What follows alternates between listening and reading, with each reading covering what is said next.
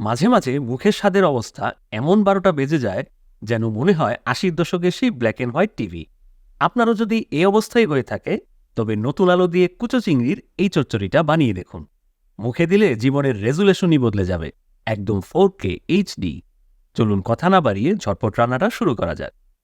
প্রথমেই চুলায় একটি প্যান বসিয়ে আমি এখানে কোয়ার্টার কাপের মতো তেল দিয়ে দিচ্ছি। তেল গরম হয়ে আসলে 2টা কুচানো পেঁয়াজ দিলাম। বেশিক্ষণ ভাজার দরকার নেই, একটু নরম হয়ে আসলে এখানে কিছু গুঁড়ো মশলা দিতে হবে। মশলাগুলো যাতে পড়ে না যায় সেজন্য আগে অল্প কিছুটা পানি দিয়ে দিলাম। এবার 1 চা চামচ করে দেব মরিচ, হলুদ এবং ধনে গুঁড়ো। মরিচ গুঁড়ো অবশ্যই আপনাদের স্বাদ অনুযায়ী বাড়িয়ে বা কমিয়ে দিবেন। সবশেষে দিলাম স্বাদমতো লবণ। সবকিছু একসাথে ভালোভাবে মিশিয়ে নেবার পর দিচ্ছি 2 কাপ পরিমাণ কুচি করে নেয়া শীতের নতুন আলু। ট্রাই করবেন নতুন আলু দিয়ে রান্নাটা করতে। এবার দিচ্ছি 250 গ্রামের মতো কুচো চিংড়ি।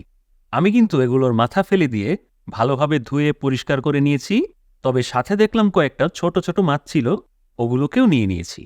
এবার সবকিছু নেড়েচেড়ে ভালোভাবে কিছুক্ষণ কষিয়ে নিতে হবে।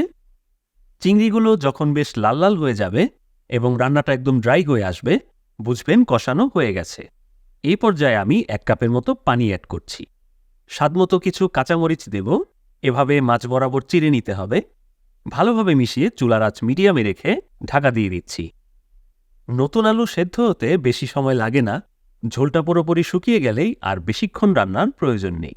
জাস্ট শেষ পর্যায়ে একটু ধনেপাতা কুচি ছড়িয়ে দিচ্ছি।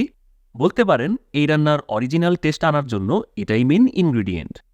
ধনেপাতা দেওয়ার পর সবকিছু ভালোভাবে মিশিয়ে মিনিট খানেকের মতো একটু নেড়েচেড়ে দিলেই রান্নাটা পরিবেশনের জন্য তৈরি হয়ে যাবে।